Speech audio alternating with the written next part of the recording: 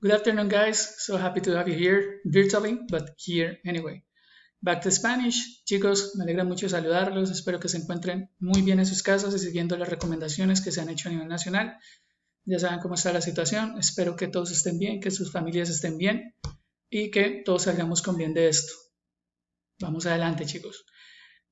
Como ustedes saben, vamos a empezar a trabajar virtualmente. Lo que nos queda en realidad es poquito tiempo, por tanto no van a ser muchos los temas que vamos a trabajar de esta manera. Este video y en la medida de lo posible otro van a ser 2 videos sobre este tema. Lo que vamos a tratar es de explicar qué es el tema primero, en este caso Simple Past Tense, y cómo vamos a evidenciar nuestro trabajo en este tema. Todo se va a hacer a través de Google Drive, es decir, carpetas, ustedes suben la evidencia, etcétera, etcétera, etcétera. La idea es que sea fácil y podemos hacerlo rápidamente, ¿ok? Bien, entrando al tema. Lo primero que vamos a hablar es sobre el Simple Past Tense, el pasado simple. Este tema era prácticamente el último que íbamos a ver. No se preocupen, es un tema fácil. Ustedes ya saben cómo es la mecánica de las clases conmigo, así que no hay nada nuevo en este cuento. ¿Listo? Entonces, Simple Past Tense. ¿De qué vamos a hablar? Primero, ¿para qué me sirve el Simple Past Tense, cierto? Ustedes saben, siempre todos los tiempos verbales tienen un uso. Nosotros ya vimos el presente progresivo, ing, ya vimos el presente simple, ahora vamos a ver el pasado simple, ¿vale? Entonces, ¿para qué me sirve el pasado simple?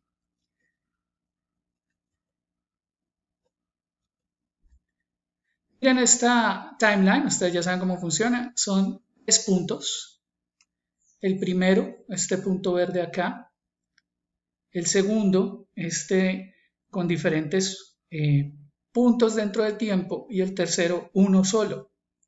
Entonces, ¿de qué trata cada uno? Primero que todo lo que sucede en el pasado simple pasó o sucedió en el pasado. Suena redundante, pero así es la cuestión, ¿vale? Entonces, son 3 maneras de hablar del pasado. La primera es esta, que es un periodo de tiempo. La segunda es cuando se repite varias veces un mismo evento. Y la tercera es cuando sucede solo una vez, ¿vale? Entonces, vamos acá. Primero, talk about things that happened during a period of time in the past. I lived in Cartagena for 12 years. Son las cosas que sucedieron durante un periodo de tiempo en el pasado. Este es un ejemplo personal. I lived in Cartagena for 12 years. Yo viví en Cartagena 12 años. ¿Vivo en Cartagena ahora? No. Es decir, es algo que ya quedó en el pasado. El segundo tipo es talk about things that happened several times in the past. She won the spelling bee contest 5 times. Para hablar sobre cosas que sucedieron varias veces en el pasado. Nuestro ejemplo. She won the spelling bee contest 5 times. Ella ganó el concurso de spelling bee, de deletreo, 5 veces. Todo en el pasado, pero en 5 ocasiones diferentes ella ganó el concurso. Y por último, talk about things that happened only once in the past. Cosas que solo sucedieron una vez en el pasado. For example, I went to Bogotá last year. Yo fui a Bogotá el año pasado. Nunca había ido, no he vuelto. En resumen, solo pasó una vez. Otro ejemplo sería, chicos, decir, last night I lost my wallet. Anoche perdí mi billetera. Pues uno no es suficientemente tonto para perder su billetera todas las noches. Por tanto, es algo que pasa una sola vez y ahí queda, ¿vale? Entonces, son 3 formas de hablar y de utilizar el pasado, ¿listo? Bien. Luego, cuando hablamos sobre el tiempo pasado simple, tenemos que tener en cuenta 2 cosas muy importantes. La primera, ¿para qué sirve? Y la segunda es esta. Los 2 tipos de verbos importantes que hay en inglés. Está el regular verb y el irregular verbs. Son estos 2 los que vamos a trabajar. Se diferencian totalmente los unos de los otros en el momento en que hablamos de pasado simple. Y ahí es en donde tenemos que mirar cómo hacemos, cómo diferenciamos el verbo regular del irregular en inglés. Tiene que haber alguna manera. Entonces, hay 2 tipos de verbos en inglés, los regulares y irregulares. Tenemos play or eat, jugar o comer. Sin mirarlos así, play or eat, como ustedes lo están viendo en la pantalla, ¿ustedes podrían decirme cuál de los 2 es regular o irregular? No, ¿cierto? No hay manera. No hay manera de decir si play es regular o irregular y si it es regular o irregular. ¿Cómo lo sabe uno? Cuando los mueve al pasado. En el momento que yo los muevo al pasado, ahí ya sé si es regular o irregular. Entonces, por ejemplo, tenemos aquí play es regular e it es irregular. Entonces, ¿cuál es la diferencia entre regular y irregular? Les repito, ¿cómo se forma el pasado? Los verbos regulares, como lo verán acá, chicos, en este punto, los verbos regulares simplemente les agrego ed para formar el pasado. Entonces tengo play, played. Cambio los irregulares, su forma cambia. It se convierte en ate. Nótese que la forma cambió por completo. Entonces, ¿cómo hago yo para saber cuál es cuál? Solo de una forma. Práctica. Es la única manera de saber si un verbo es regular o irregular. No hay de otra. Chicos, aquí no hay trucos mágicos. Tampoco les voy a decir a ustedes que se tienen que aprender la lista de verbos regulares y irregulares para mañana. Eso en la vida real no funciona. Es cuestión de practicar. ¿Se acuerdan lo que yo les había dicho de la cicla? Que uno no aprende a montar en cicla viendo videos de YouTube, sino raspándose las rodillas. Igual, para diferenciar verbos regulares de irregulares, toca practicar. ¿Listo? Entonces, por ejemplo, tenemos, ¿cómo hacemos con el ed? ¿Cierto? Entonces, los verbos regulares simplemente les agrego ed. Ustedes saben que hay varias reglas, ¿no? ¿Se acuerdan cómo era para agregarle el ing? Hay varias reglas. Para agregar la S en presente simple hay varias reglas. Lo mismo, para agregar la ed hay varias reglas, ¿vale? La primera, just add ed. Simplemente póngale ed. La más fácil. La segunda, verbs ending in e. When a verb ends with the letter e, we add only the d. Sencillito. Si un verbo termina en e, como en el caso de dance, como en el caso de smile, simplemente le agrego la d. ¿Vale? No le voy a agregar ed, sino solamente la d. Se convierte en danced con una sola e y se convierte en smiled con una sola d. ¿Vale? Bien, sigamos. Ahora, los verbos terminados en y. Las y dan guerra, ¿no? Siempre. Tuvimos la y en plural, tuvimos la y para el presente simple, misma situación. Entonces tenemos la primera parte. Cuando un verbo termina con la letra y y antes de la Y hay una consonante, cambio la Y por I latina y le agrego ED. Esto ya lo conocíamos, esto no es nuevo. Entonces repito, si un verbo termina en Y y antes de la Y hay consonante, cambio la Y por I latina y le agrego ED. Sencillito. Tenemos el ejemplo aquí. Try, cambio la Y por I latina, le agrego ED, se convierte en try. Cry, cambio la Y por I latina, le agrego ED, cry. Study, cambio la Y por I latina, le agrego ED, se convierte en study. Sencillito. Segunda parte de esta regla. ¿Qué pasa cuando los verbos terminan en Y pero antes hay una vocal? Ustedes, si se acuerdan, esto no es nuevo. Es decir, aquí hay una secuencia de Y, es muy fácil. Si antes de la Y hay una vocal, simplemente, we simply add AED to the verb. Simplemente le agrego LD al verbo. ¿Listo? Entonces tengo stay más ED, stayed, play más ED, played, enjoy más ED, enjoyed. Sencillito. Entonces, tenemos hasta el momento 3 reglas. Primera, simplemente le agrego LD. Segunda, si termina en E, el verbo termina en E, le agrego solamente la D. Y tercera, si termina en Y, se divide en 2 partes. Si antes de la Y hay consonante o si antes de la Y hay vocal. ¿Vale? Bien. Y por último, la regla 4. Ustedes también recordarán esto.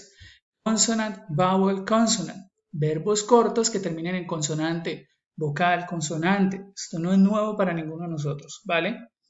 Entonces, si un verbo es corto, ¿cierto? Y termina en consonante, vocal, consonante, ¿qué hago?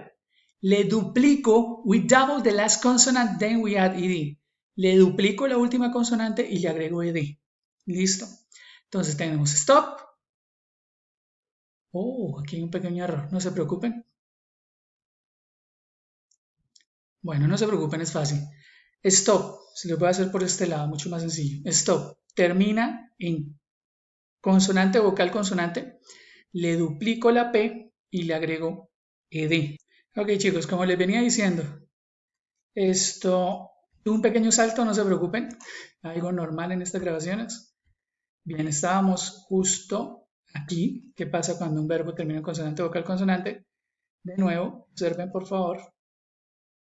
Voy a llevar a un documento de Word en el cual les voy a mostrar cómo es. Se duplica la última consonante y ahí sí le agrego el ed.